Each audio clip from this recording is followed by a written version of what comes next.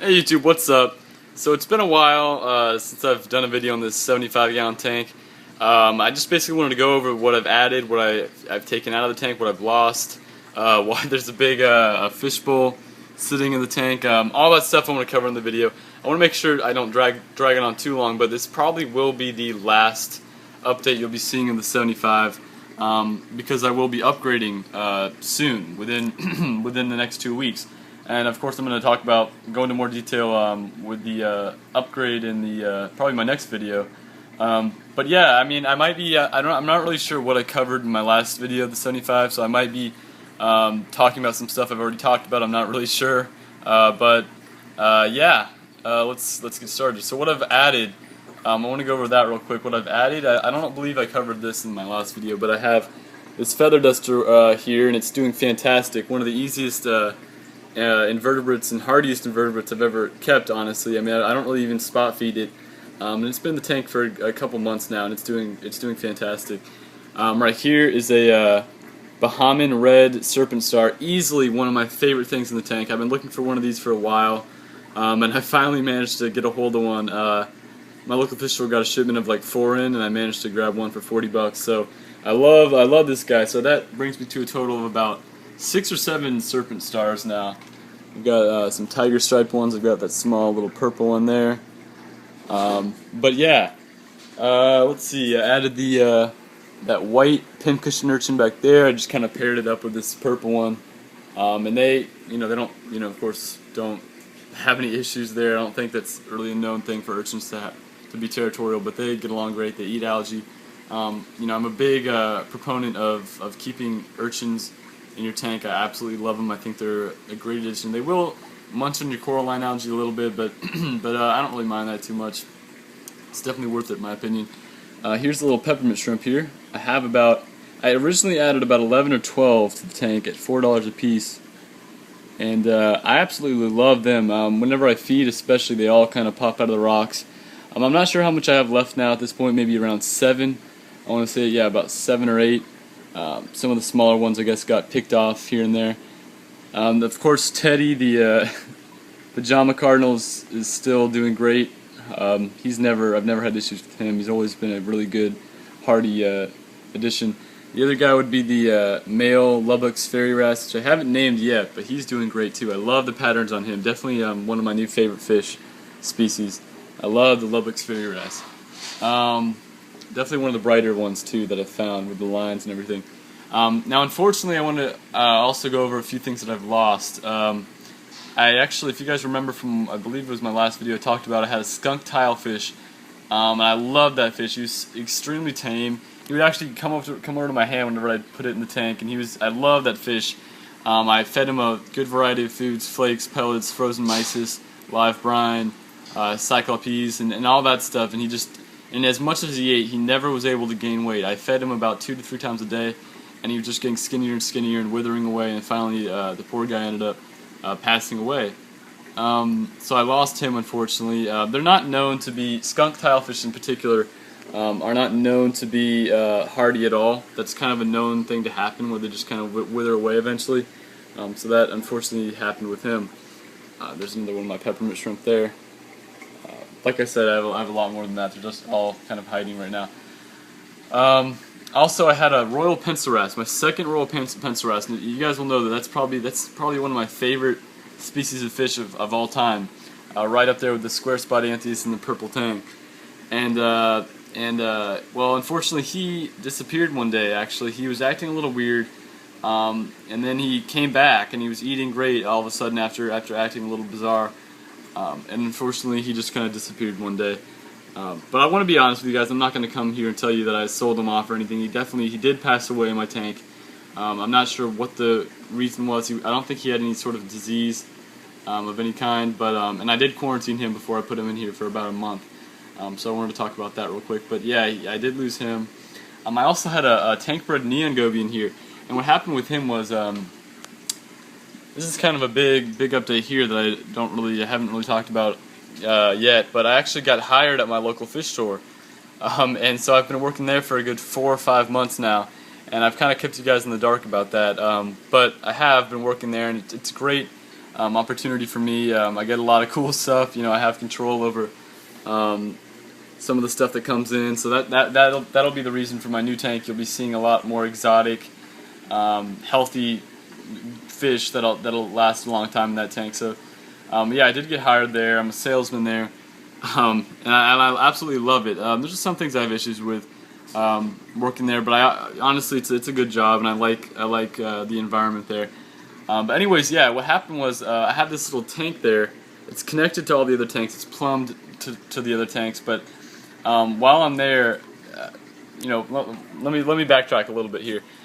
We're tenting our house here, so I'm gonna have to drain this whole tank, take out all the rocks, all the inverts, the fish, drain all the water, take out all the sand, and remove this entire system out of my house for 2 to 3 days while we tent the house. And that'll leave me the opportunity to get. I need to get everything out anyway, so I can upgrade. So it doesn't really matter to me too much, but.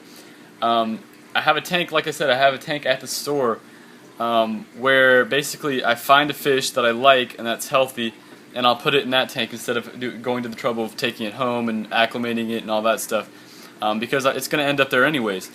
For when I tear everything down, all my rocks and coral and inverts and fish, they're all going to end up at this fish store in this tank. So we're not going to sell them. The tank has a label on it that says not for sale.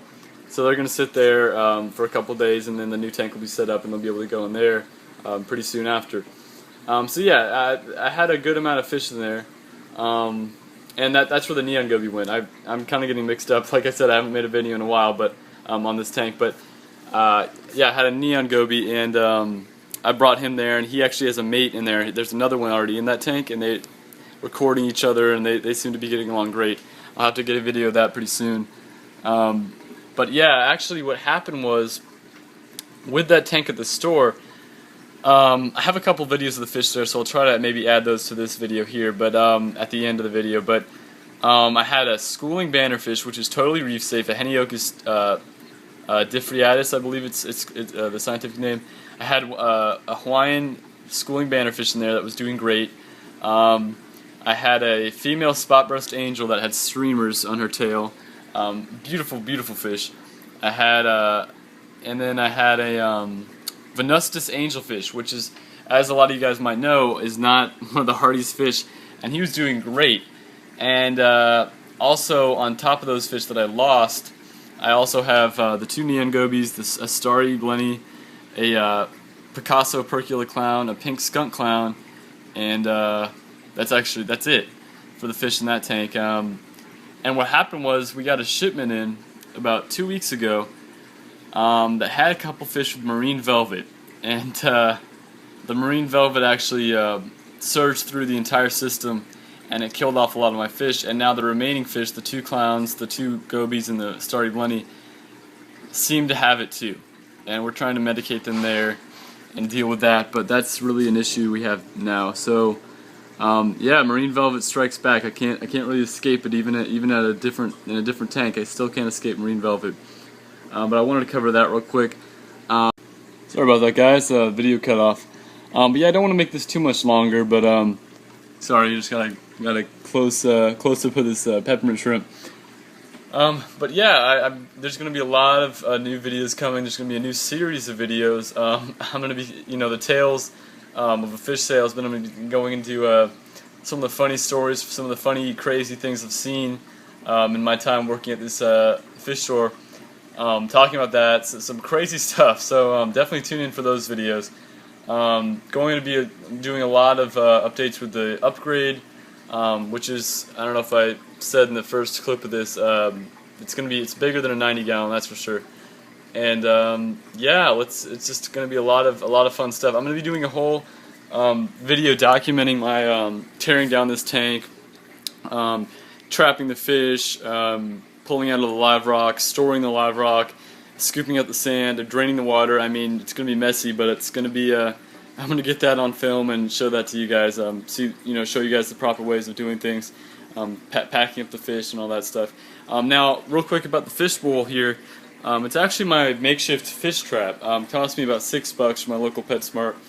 And it's really simple. Basically, I can catch any fish I want. It's always worked for pretty much every fish I've dealt with. put that in there, keep it in there for a couple days. They get used to it. Throw some food in, and they pretty much all swim into it. And then I pull that out and I bag them up. So it's an easy thing. A lot of people think too hard about. They complicate it to a point where it doesn't need to be complicated. When it comes to trapping fish, honestly, I put the fish bowl in, and it's a 10-minute ordeal catching the fish out of my tank. But yeah, a lot of new videos to come. Like I said, the fish salesman stories, the upgrade videos, some videos at the store. I actually work at some cool fish that we get in there that I can't actually keep in my own tank. Yeah, real quick also before I end the video here, there he is. I added this little scarlet skunk cleaner shrimp here. He's been here for a couple months now, doing fantastic. Obviously his name is Voodoo. I name all my cleaner shrimp Voodoo, and he's Voodoo the third, and like I said, he's doing great, got a lot of personality. Yeah, and I got about 200 pounds of live rock in this tank. So anyways, closing out now. Like the video if you like it. Please leave a comment if you have anything to say at all. Any advice when it comes to tearing down a tank would be great. Any advice when it comes to marine velvet, whatever. Yeah, subscribe if you haven't. If you have, I really do appreciate it because I'm getting a lot of subscriptions. And I really do appreciate it, guys. I mean, I didn't even think I'd come to this. But I really do want to thank all of you for supporting me and all that good stuff. Yeah, I hope you guys, your tanks are great, marine velvet free, quarantining, all new fish, and all that. So, yeah, comment, rate, and subscribe. Thanks, guys. Bye.